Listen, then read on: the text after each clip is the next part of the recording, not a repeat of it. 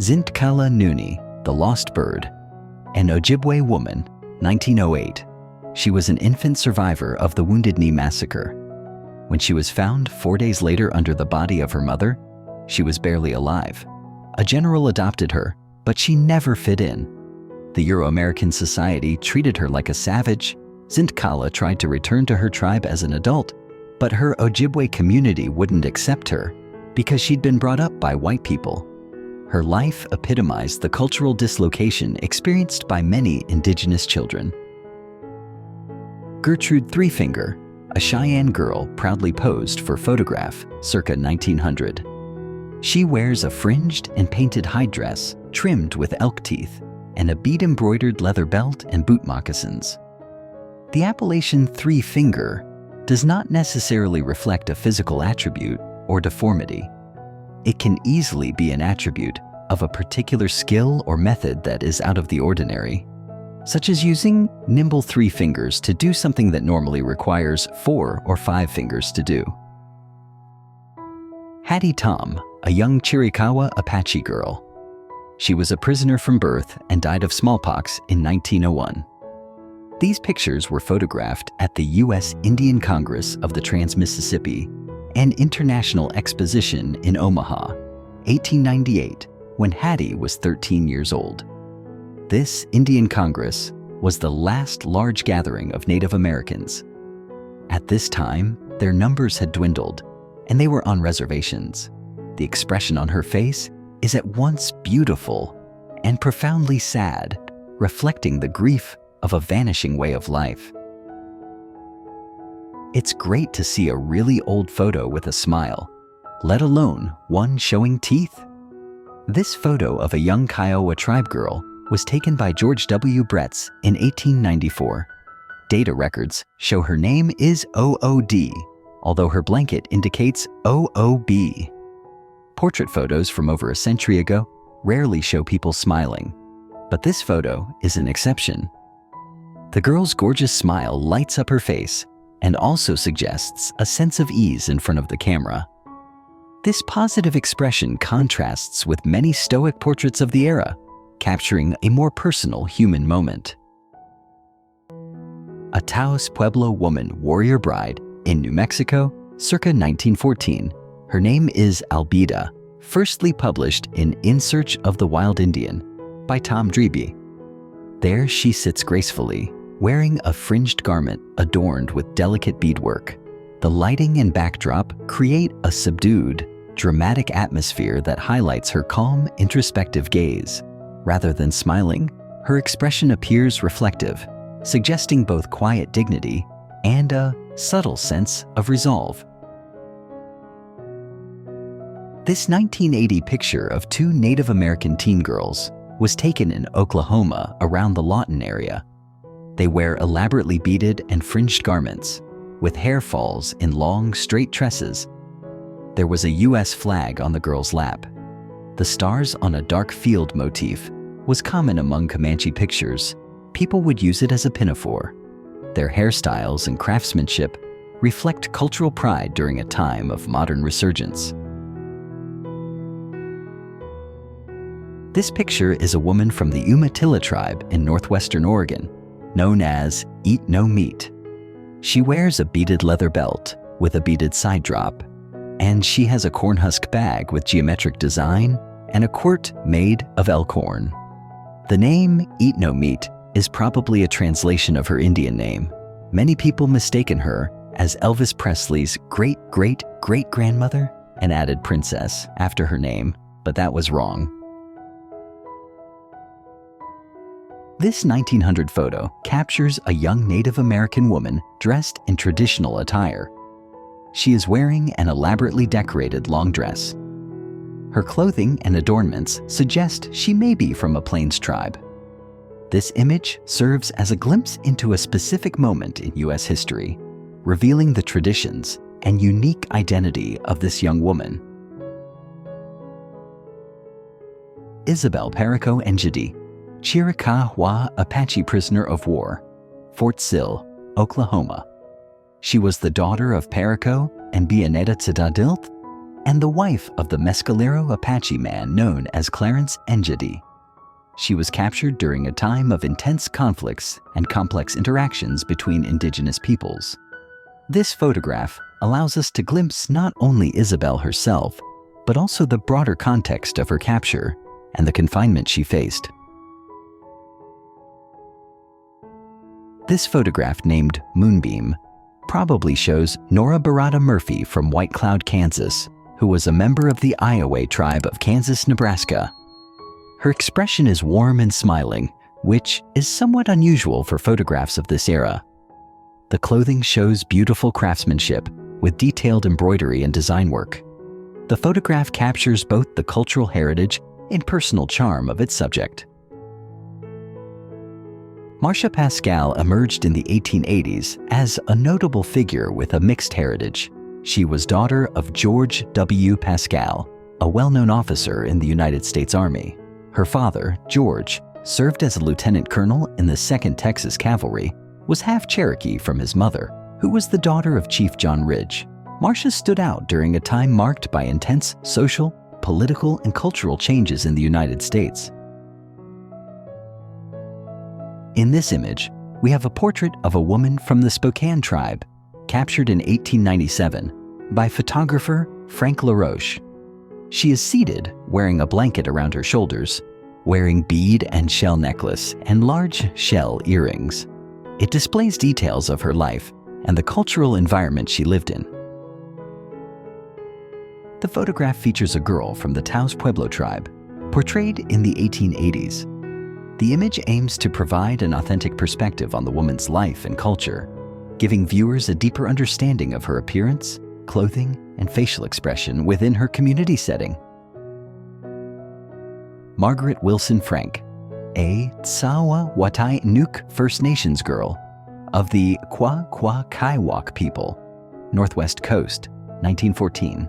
The Kwa-Kwa-Kaiwok live on northern Vancouver Island and around the Broughton Archipelago in Canada. Margaret is wrapped in a cedar bark cape lined with fur that is typical of the Northwest Coast peoples. She's wearing large abalone shell earrings. At the time, it was a sign of nobility and worn only by members of this class. A young Ute woman standing outdoors, 1880s. She has a gentle smile on her face. Unlike many formal studio portraits of the era, this image was taken in a natural setting with trees and fallen leaves visible in the background. The photograph has a more relaxed, candid quality than typical formal portraits of Native Americans from this time period. The image captures a special moment in 1878, showing a woman pretty nose from the Arapaho tribe. The scene takes place at Fort Keogh, Montana. She is wearing cloth dress with woven cloth belt and buffalo robe, as well as earrings or bracelet, rings, and necklace. She fought at the Battle of the Little Bighorn, defeating General Custer. It was said that she later became a war chief and died when she was 101 years old. In 1895, a charming photograph captured a young woman from the Hopi tribe, revealing fascinating details about her way of life. Her hair design was called a butterfly whirl, and there are articles that state it was the inspiration for Princess Leia's look in Star Wars. And in Hopi tradition, she avoided direct eye contact with the photographer. This photograph, taken by Carl Wernz in 1900, captures a moment in the life of the Hopi tribe in Arizona. Two young Hopi girls by a window. Through the chosen framing, you can see the curiosity and interest in their faces as they look outside, highlighting the liveliness and emotion of this moment frozen in time. The photo shows a young Kiowa girl from the Kiowa tribe in 1892. She stands on a wooden platform or deck in front of what appears to be a wooden crate or box. The setting appears to be outdoors, and the photograph has a more casual documentary quality compared to formal studio portraits of the era. The image gives us a glimpse into her daily life, reflecting her culture and the typical social interactions of the Kiowa at that time. Meet Josefa Rios of Tohono O'odham Nation in 1894. Born in 1879, she lived on the San Xavier Reservation near Tucson, Arizona. Josefa grew up playing a game called toca. Similar to modern field hockey, toca was always a game for the women in the community. Toca is a part of tribal legend, played by O-o-dee women for as long as anyone can remember. One look at Josefa makes you think she would have understood the motto of one current team: pain is temporary and cultural pride is forever. The image captures a Pueblo woman, O-o-dee, spirit of the corn, holding corns in the air. Photographed in 1904, New Mexico, the scene immortalizes the rich cultural elements and the deep symbolism of corn for the Pueblo, highlighting its vital role in the traditions of this community. Portrait of a Navajo woman sitting in a relaxed pose, resting her head on her hand and offering a warm, genuine smile to the camera. She is wrapped in what appears to be a dark blanket or shawl and is photographed against a simple wall background near a doorway. The image stands out for its natural unposed quality and the subject's engaging expression. The lighting and composition create a sense of warmth and humanity that transcends the typical formal portraits of the time. Photograph shows a young Sioux girl, Lucille, strikes a graceful pose in her full traditional dress in Dakota, 1907. She stands next to tree, wearing a headband and seashell-decorated buckskin dress. Her hair is styled in 2 long braids. The picture showcases Sioux cultural beauty, and her direct gaze at the camera conveys a sense of dignity and presence. Pretty Eyes, a Cheyenne girl of 16. The photograph shows her wearing traditional dress, including a white garment with dark accents and a distinctive decorative sash or belt adorned with large circular ornaments. She wears her hair in 2 braids and has a choker-style necklace. Her expression is dignified and direct. Lizzie Longwolf, daughter of Sioux Chief Longwolf, 1886. She emerged as a standout performer in Buffalo Bill's show, allowing us to explore how she shaped and was shaped by the entertainment scene of her time. This moment provides a glimpse into the cultural impact and visibility Lizzie brought to her heritage through her performances. Laura Netta Parker, Birdsong, daughter of Quanah Parker. She was born in 1884 Indian Territory. In 1904, she attended a business college in Fort Worth, Texas, where she met her future husband, Aubrey C. Birdsong. In 1956, Mrs. Birdsong placed her extensive Quanah Parker collection in the Fort Sill Museum, forming the basis for the present Quanah Parker Room. This 1900 photograph captures a portrait of cultural heritage, showcasing a woman adorned in traditional Hopi bridal attire. The woman wears a layered ceremonial ensemble featuring an expansive shawl with intricate lace detailing along its edges. Traditional woven leggings and simple leather footwear complete the authentic representation of Hopi bridal dress. This image offers modern viewers a tangible connection to Indigenous ceremonial practices of the American Southwest. Mrs. Susan Bullock Tibbetts, the daughter of a white man known as William Galt Bullock and the Northern Cheyenne woman known as Mary Rondo Head Woman. In this photo, her right hand rests on a rustic wooden fence, while the left hangs naturally at her side. The blurred background, rendered in muted gray tones with no discernible details, draws full attention to the central figure. It creates an authentic, nostalgic atmosphere that transports viewers across decades. A studio portrait of Amy and Carrie, 2 young Kiowa women carrying beaded cradle boards on their backs, 1895. The picture transports us to a moment delicately captured on canvas. In it, Amy and Carrie are immortalized in a picturesque Kiowa setting. With every detail of the scene and figures meticulously crafted, reflecting the artist's skill in evoking the essence of his subjects and the place. A photograph captures two Comanche girls in tribal dress, posing solemnly against a backdrop of a traditional sweat lodge. The left girl wears a dark wool dress with geometric beadwork, draped in a fringed shawl with white detailing. Her companion sports a striped blouse paired with an intricately beaded skirt featuring symbolic patterns.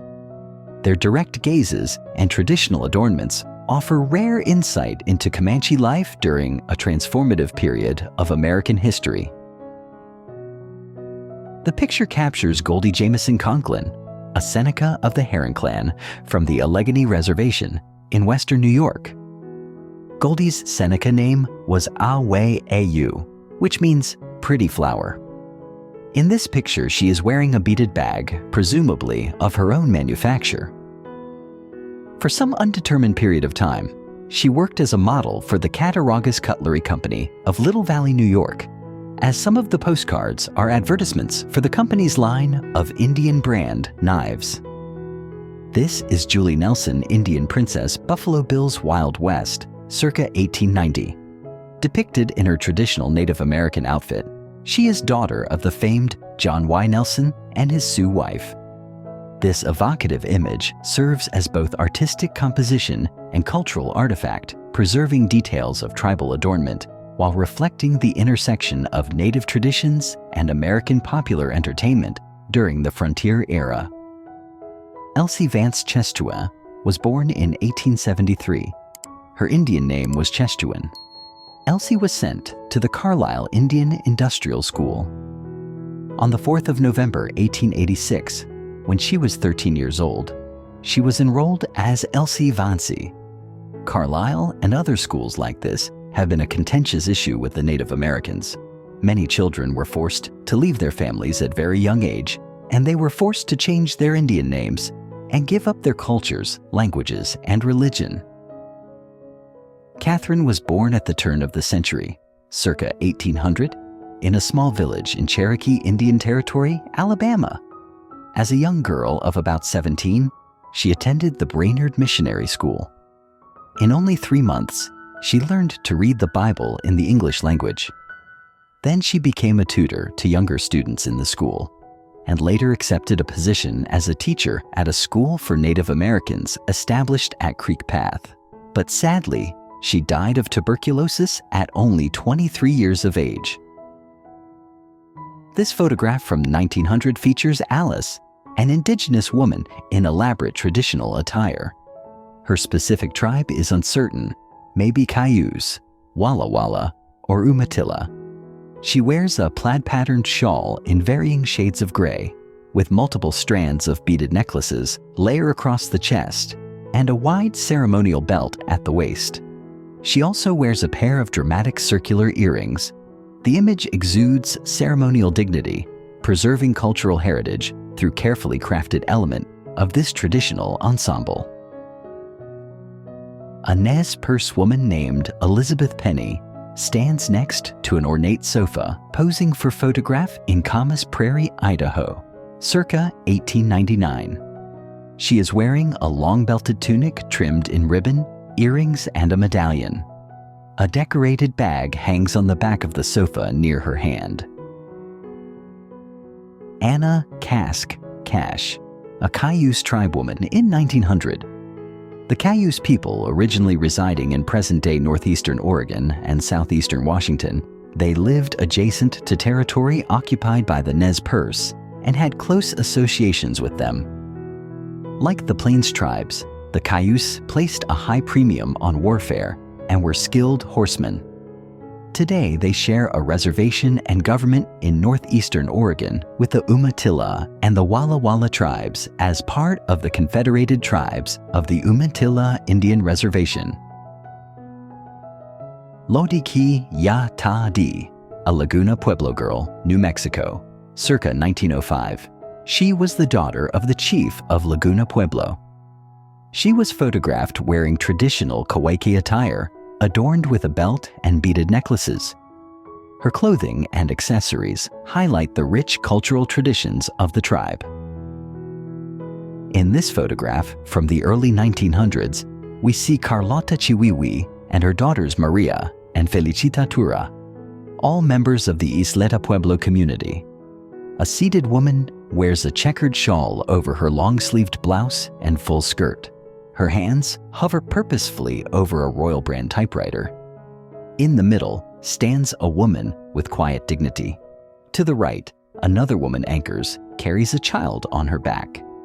This image offers an intimate view of these women's lives, highlighting their cultural heritage in a meaningful historical context. This is Sarah Mitchell in her 15 years old from Fort Peck, Montana, 1904. She is half Assiniboine and half Sioux. Sarah was a member of a girls' basketball team that was organized at Fort Shaw School in 1902. The girls defeated nearly every high school and college girls' basketball team in the state, as well as several high school boys' teams. In 1904, the team was sent to the Louisiana Purchase Exposition in St. Louis, Missouri. To fund their trip, the team stopped at numerous points along the way to play exhibition games against other high school and college girls' teams. After each game, the girls donned traditional native ceremonial garb and charged a fee for a program of dance, music, and recitations. The 11 girls defeated every single team they played over the next 5 months, earning themselves the title World Champions. Zitkala-Sa was a Yankton, Dakota writer, editor, translator, musician, educator, and political activist. She was also known by her anglicized and married name, Gertrude Simmons Bonin. She was born on the Yankton Indian Reservation. When she was 8 years old, Quaker missionaries removed her from her mother and took her to be educated at White's Indiana Manual Labor Institute. The school gave her the name Gertrude Simmons. Though traumatized by the experience and longing for her home, she developed a love for reading, writing, and music. When she left the boarding school, she used the skills she had learned to advocate for her tribe and other Native American groups around the United States. She wrote several works chronicling her struggles with cultural identity. Her later books were among the first works to bring traditional Native American stories to a widespread white English-speaking readership.